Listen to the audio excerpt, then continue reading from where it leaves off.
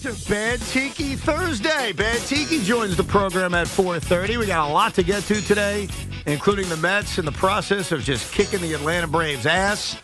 Last night was proof that Anthony Volpe needs to be the leadoff hitter for the next decade. We'll explain. And Tiki Barber will reveal the highly anticipated Tiki Giants quarterback plan. Because everyone's got a different opinion on what the Giants should do at quarterback. Tiki will, on the record, lay out his plan. But I want to start the show by quoting my late grandfather, Garfield. Because my late grandfather, the great Garfield Geaver, who passed away about 20 years ago, less than that, about 18 years ago, had a comment. It was a very powerful comment he once told me. And it was talking about when his mother-in-law died. When his mother-in-law died, they were sitting at the Shiva, and everybody was, kind of around the room trying to say something nice about his mother-in-law. And Garfield stands up and says, you know something? She was a bleep when she was alive, and she's a bleep now that she's dead. Wow. And that's the way my grandfather was. He would call it like it is. And the problem is when people pass away, we're normally not able to do that, out of respect. And today was one of those first-time moments where I think all of us heard about the passing of OJ Simpson, and I feel bad for his grandkids. I'm a human. But then I thought about my grandfather, and I thought about Garfield, and I said, you know what? That guy was a bleep when he was alive. He's a bleep now that he's dead. And I've noticed, Tiki, not just me, but a lot of us as just Americans kind of having that same emotion, because usually when someone really famous dies, you kind of tiptoe around the controversies. You don't want to talk about it. This isn't the place, blah, blah, blah. But I think in this case, we're pretty comfortable talking about who O.J. Simpson was, what O.J. Simpson did, and how we feel about O.J. Simpson. And that is very unique amongst deaths. It is, but it's also because society has changed, and what's morally acceptable to discuss in public has grown. It's been bastardized because there are no filters anymore. There is no need to be PC anymore. And so when people have an opinion about someone or anyone, regardless of their living circumstance, they say it. And I think that's part of it.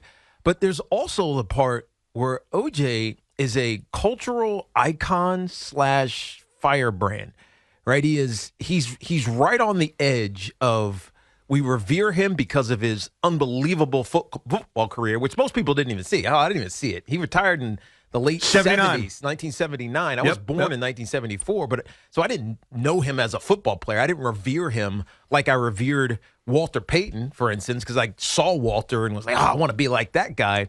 But OJ felt like he was everywhere, even after retirement.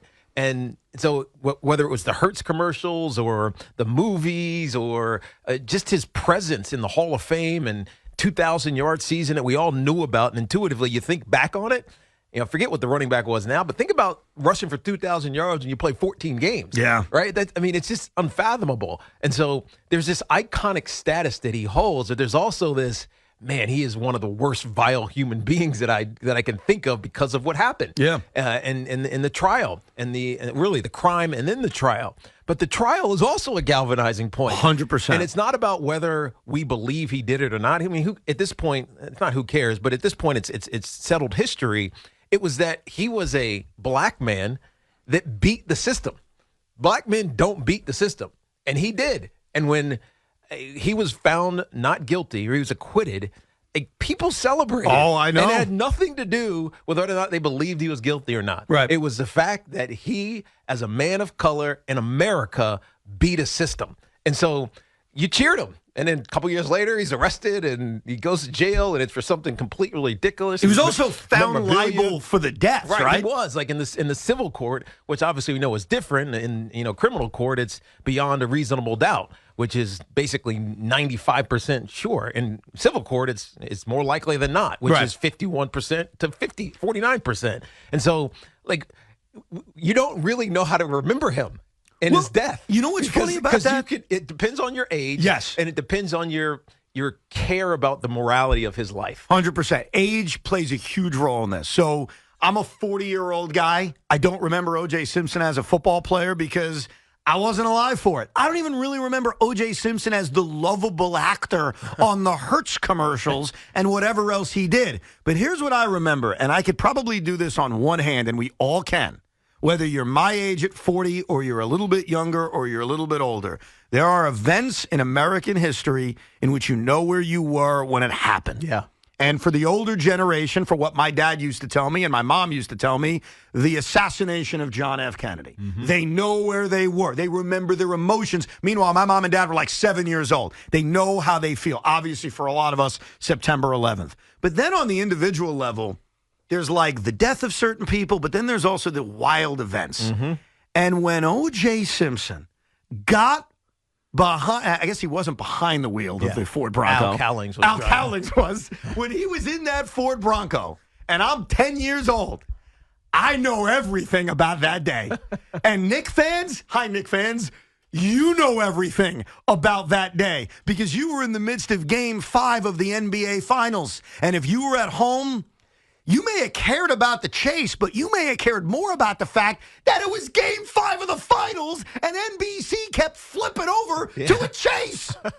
And if you're a Ranger fan, see, this fits everybody. If you're a Ranger fan, you remember that day too. I remember that day too. I've talked about this on the air. The day of the Ranger Parade. A day in which New York Ranger fans got to celebrate their Stanley Cup title. And I've said this story. I remember what I was doing when I was sitting in school. I was pissed off that they were showing the Ranger Parade in library class. Oh, get out. And I'm like, we're on Long Island. What are we doing? And so that day, and not just that day, not just the chase, but you mentioned the trial and the celebrations when he was acquitted.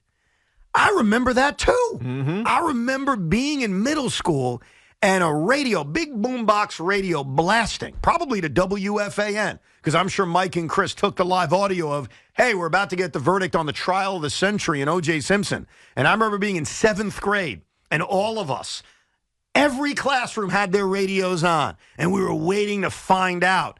And the reaction in my school was the exact reaction you described. There was celebration. Now, I'm in the 7th grade. I wasn't sure why everyone was celebrating. You lay out a very interesting point about why black Americans may have been celebrating. It's exactly why. It wasn't about OJ. No. It was about, hey, we beat the system. 7th grade, I had no idea what the hell was going on. But I remember the reaction. Yeah. And so I don't love OJ Simpson. I don't think any of us do. But impactful is the key word because these memories, and it has nothing to do with him playing football, I think are ingrained in all of our minds. No, they definitely are. You talk about those dates that you remember. There are three that pop out. One is obviously the OJ, June, what was that, 17th of 94? June 17th, 1994. It was my first summer home from college. I went to UVA, come back after a year, sitting I wasn't in summer school that year. Every other year I stayed in, it was at summer school, watching the Knicks game, getting ready to leave to go out with my friends because it was a summer night.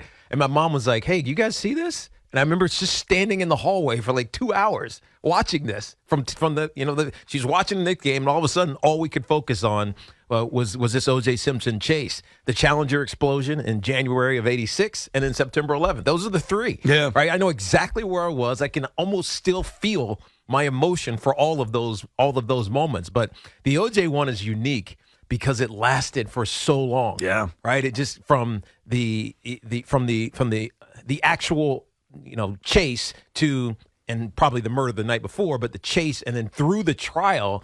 And then once he went to jail and then when he got out of jail, it's like you kind of always wanted to have a little tab on what OJ was doing and how he was being received. And, obviously we offer our condolences to his family as he passes away from cancer, prostate cancer. I forget what he passed, what specific cancer it was, but I don't know. It's a weird emotion you have because you want to think about him as the unbelievable Hall of Fame football player, but you also know that there's this massive complication behind all of that. Yeah, the emotion I had, and I was actually standing was I next to you, Sean, at the train? Because we're going to the Islander game tonight, so we game planned the whole evening by parking our cars at UBS Arena already. We already set the scene at UBS. we were all set to go, but it popped up on my phone. And the emotions I had was good riddance. I think he's a terrible guy. But then I started thinking about those specific things we talked about. I didn't even think about his football career. And it's probably because of my age, being 40 years old. But I thought about the chase. I also thought about, and it's so weird to have this such specific memories, but I was in 5th grade, graduating 5th grade, and we had this big kind of like celebration at North Woodmere Park on Long Island. And we were all hanging out and playing, and 2 of the class moms said something to each other that I overheard. They said, all right, we're heading home to find out if OJ killed his wife. What? And I'm like, what? Wow. What's happening?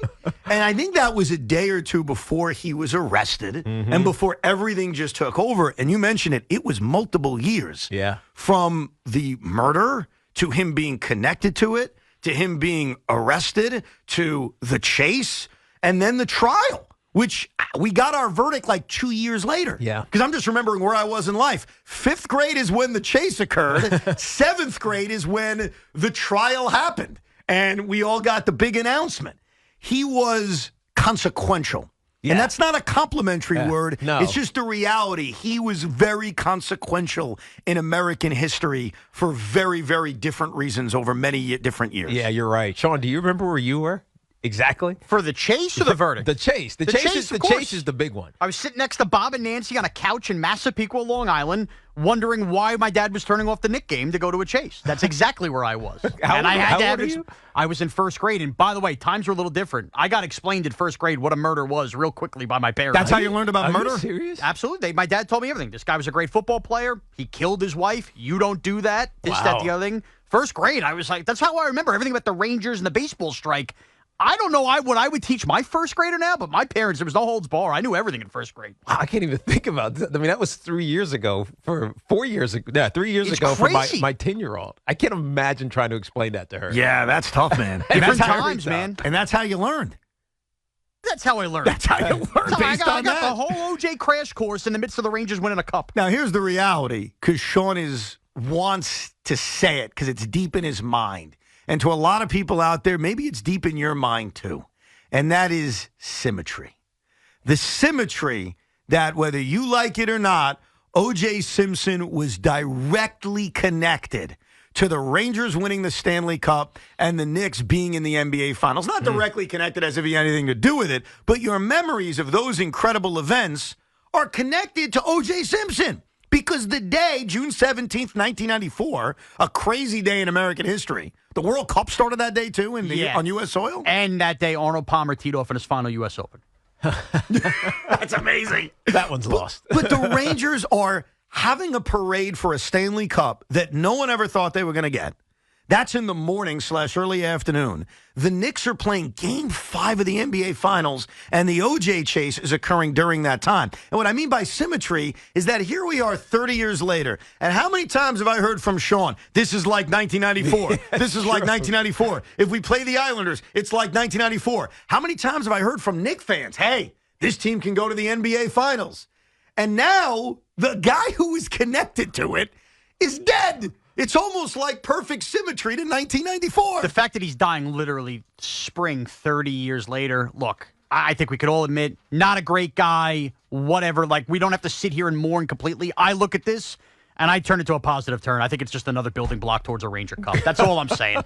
Nice little tidy bow on the 30-year run of the OJ thing. When the Rangers won their next Stanley Cup. Hey, that was the day. That was right after OJ died. That's it, yeah. The spring after OJ died. We've tied it all up 30 years later. So your confidence in the Rangers winning the Cup has actually gone up since hearing the OJ news? Even if it's 3%, it's gone up that much because I'm seeing the symmetry. No, I have to admit. It's another OJ story in the spring of a year of the fours. I do have to admit there is some symmetry to it. I mean, That's true. That. Like, the 94 connection, the Knicks being really good, the Rangers having championship aspirations. Like, I see the connection. I do. That's all I'm saying. Doesn't mean it's a definite, but it's hard to ignore for me today.